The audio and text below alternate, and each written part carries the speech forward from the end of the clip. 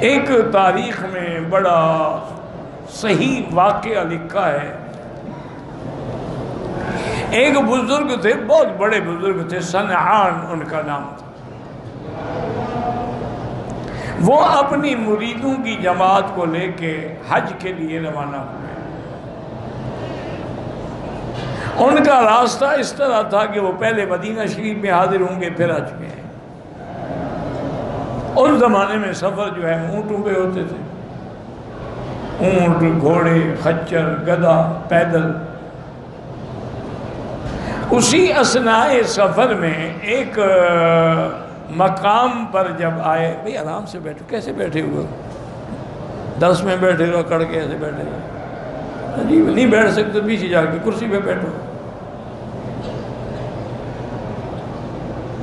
تو راستے میں ایک بستی پہ ان کا گزر ہوا، وہاں وہ تھک گئے تھے. انہوں نے کہا بھی 1-2 دن قیام کرتے ہیں. اللہ کی شان ہے کہ اس بزرگوں کی ایک نصرانی عورت پہ نظر پڑی. وہ اتنی خوبصورت تھی کہ آپ دیکھتے ہوئے ہی فتنے میں مبتلا.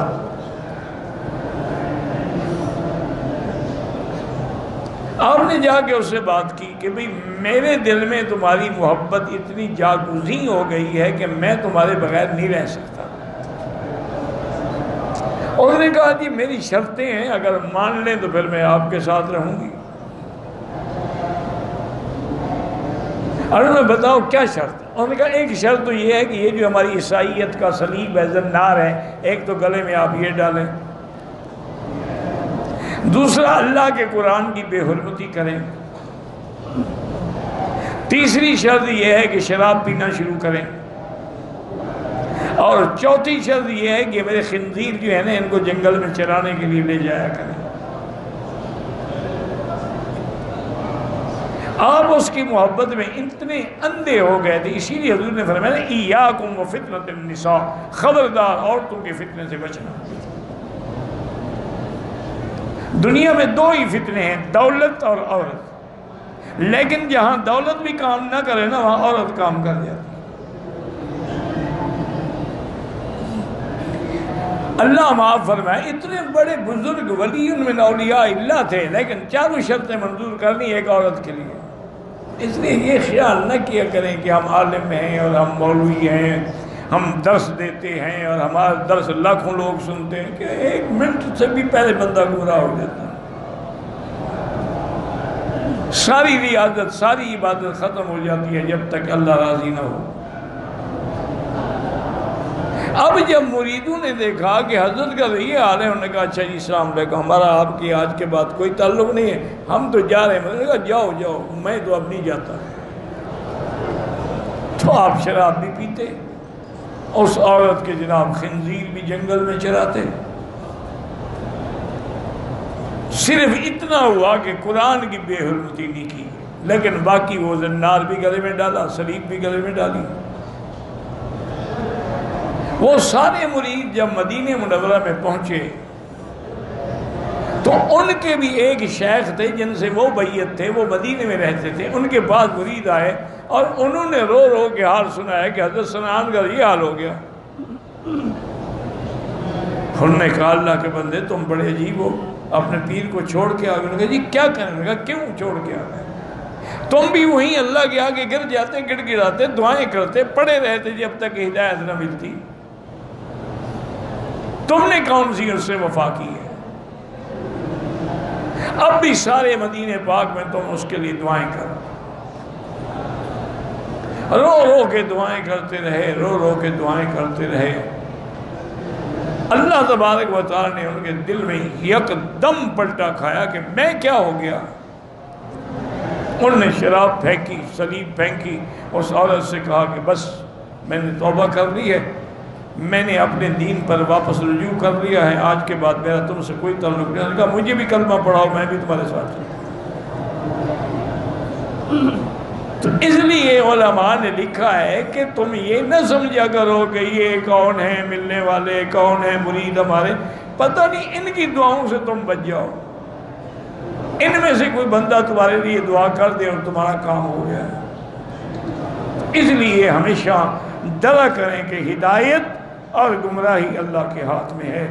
اس لیے میرے آقا رحمت دو عالم فرماتے تھے کہ القلوب بین اصابع الرحمن، دل جو ہے وہ اللہ کی دو انگلیوں میں ہے، یقلبها کیف یشاء ویصرفها کیف یشاء، جدھر چاہے پھیر دیں، ہدایت کی طرف پھیر دیں یا گمراہی کی طرف پھیر دیں۔ کتنے بڑے بڑے گمراہ ہیں، تصویروں میں صرف کعبہ دیکھا ہدایت مل گئی۔ کتنے بڑے بڑے بھٹکے ہوئے لوگ ہیں، یہ جو منظر ہوتا ہے ہماری نماز کا اور حج کا اور رمضان کا، اس کو دیکھ کے انہوں نے کلمہ پڑھ لیا، حالانکہ نہ مکے آئے ہیں نہ مدینے آئے ہیں۔ اور کتنے لوگ ہیں جو مکے میں رہتے ہیں، مدینے میں رہتے ہیں، نماز بھی نہیں پڑھتے، باہر کھڑے رہتے ہیں، دکان کا شٹر گرا کے اندر چھپ کے بیٹھ جاتے ہیں، جب نماز ہوتی ہے نکل آتے ہیں۔ مکے مدینے میں رہتے ہوئے حاجیوں کو لوٹتے ہیں، مکے مدینے میں رہتے ہوئے باہر کے ملکوں کے گوشت سستے خرید کے حاجیوں کو کھلاتے ہیں، پتہ نہیں حلال ہے کہ حرام ہے۔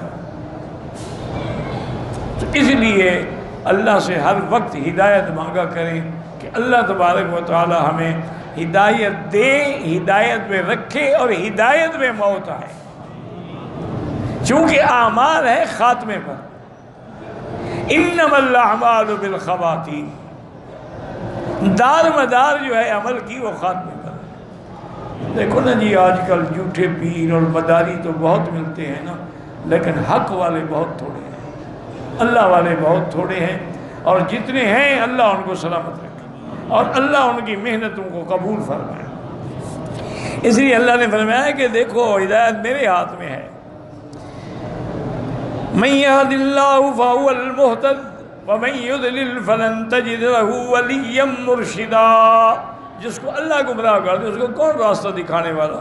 وَنَحْشُرُهُمْ يَوْمَ الْقِيَامَةِ عَلَى وُجُوهِهِمْ قال الإمام محمد حدثنا ابن نمير قال اسماعيل النفيل قال سمعت انس بن مالك رضي الله عنه يقول قيل يا رسول الله صلى الله عليه وسلم كيف يحشر الناس على وجوههم قال الذي يمشاهم على أرجلهم قادر على أن يمشيهم على وجوههم۔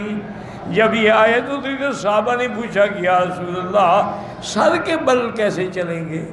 تو حضور نے فرمایا اللہ کے بندے، جس نے پاؤں پہ چلایا وہی سر کے بل بھی چلائے گا، یعنی پاؤں پر بھی تو اسی نے چلایا ہے، ورنہ کتنے لوگ ہیں پاؤں ہیں لیکن چل نہیں سکتے، تو وہی اللہ پاک ان کو قیامت والے دن الٹا چلائیں گے کہ تم نے اصل دین کو چھوڑ کے الٹا مذہب اختیار کیا تھا، سزا بھی تمہیں یہی مل رہی ہے۔ اور اس حال میں بھی الٹے چلائے جائیں گے اور اندھے بھی ہوں گے، بہرے بھی ہوں گے، گنگے بھی ہوں گے۔